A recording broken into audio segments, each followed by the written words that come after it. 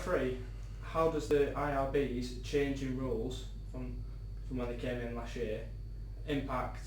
Has it helped the game? Has it been more effective, or are there still refinements that need to be made?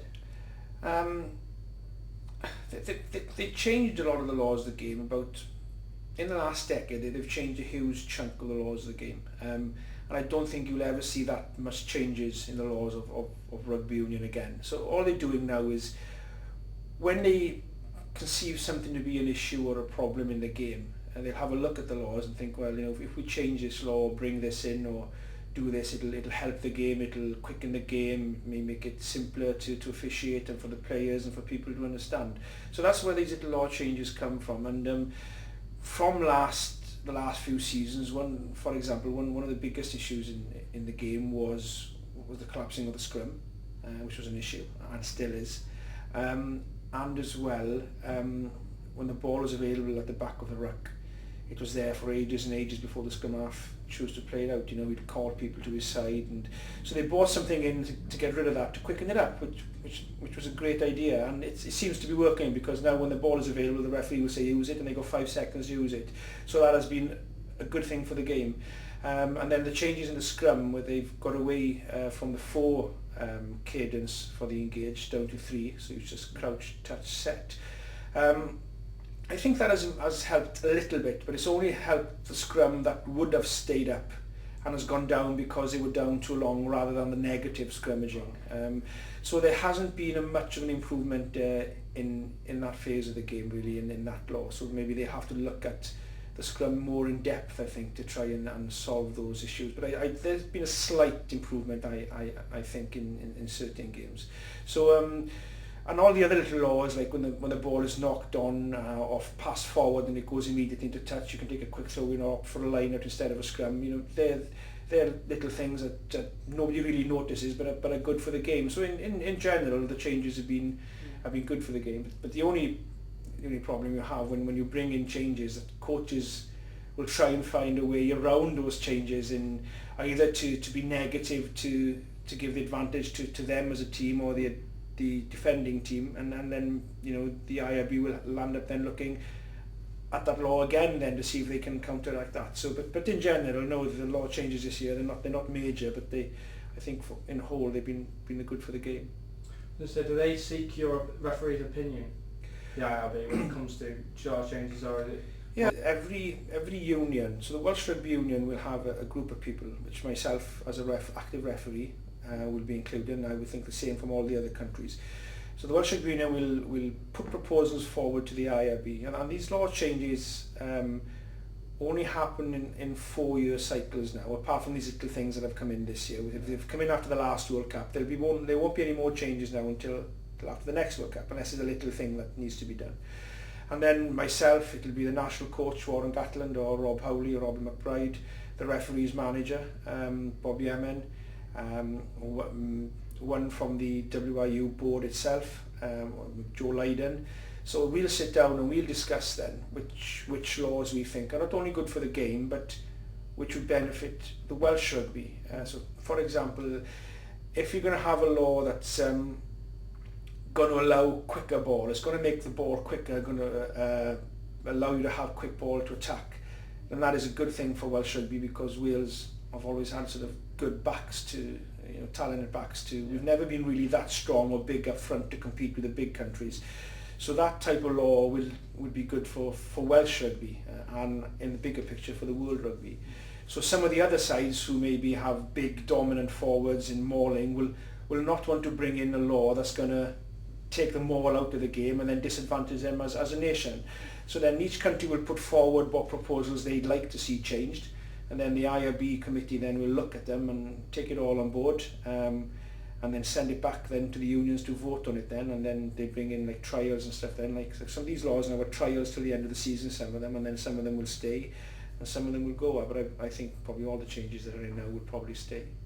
As you were saying about the need to quicken up a bit of the ruck area and to negative scrums, is there anything they can do more? What you can do with a tackle ruck area, all that's got to be is players to be positive and referees to referee it and deal with the negativity in it, and then you'll have quick ball.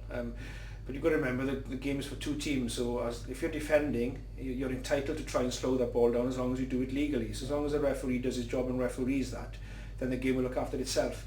A couple of months into the season, there doesn't seem to be a massive improvement in scrummaging, I don't think. I think there's a slight improvement, but not a massive improvement. So I think they'll have a better picture when sort of after the Six Nations comes the end of the season of exactly if that law has made a huge difference, and if it hasn't, then they may have to look at other areas of the scrum to see if they can improve it. So it's just a matter of waiting and see, I think. Yeah. Well, currently it's the Autumn International in the Northern Hemisphere. Is there a difference in how they interpret the laws?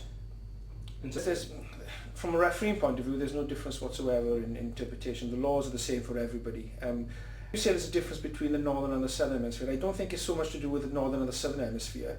It's more to do with the style of the team, I think. You know, you'll have teams in the Northern Hemisphere who are maybe forward orientated, so they will play a different style of game. You'll have teams in the Northern Hemisphere that have great running rugby, so they'll play a different style.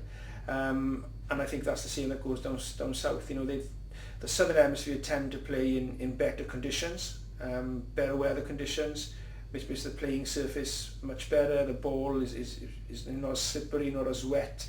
So the style of game will vary a lot because of that. So that is one part of it. And I think as well then you look at some of the sides, for example, they may not be a big nation person style, you know. So the Welsh nation tends to be short, stockier people rather than the English nation seems to be much bigger men. So their style of rugby with bigger men is going to be slightly different to a nation that has smaller but maybe faster people, naturally gifted people. So I think that is the main reasons of the difference. It's nothing to do, I think, with the fact it's the Southern Hemisphere, the Northern. It's a major fact, I think, of the style of the country. Our international colleagues, Brian Lawrence was retired a couple of months ago due to the criticism he received in officiating a couple of games during the World Cup. Does that sadden you to know that so often officials get blamed, whether or not it's right or wrong, get blamed a lot and get criticised a lot?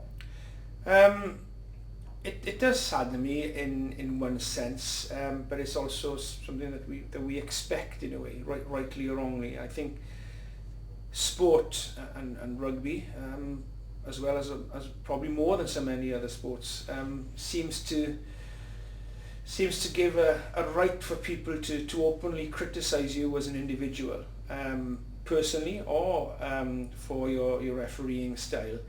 Which would not be tolerated in any other industry in the world. You know, if you were working in an industry, nobody would criticise you openly or write about you or shout abuse at you in any other place of work. But then on the rugby field, when you officiate, it seems to give a licence to spectators and people sitting at home and people writing reports in the papers to say what they want about you, what they feel, and that is not always right. You know, what they write and what they think is not right. You know, they will write with a lot of the time with biasism towards their own country or their own team, and don't let anybody tell you any different that's not the case, because when I watch Wales, I watch it with passion, and I am slightly, even as a referee, I will slightly be biased to a decision, a 50-50 decision that I watch when Wales play.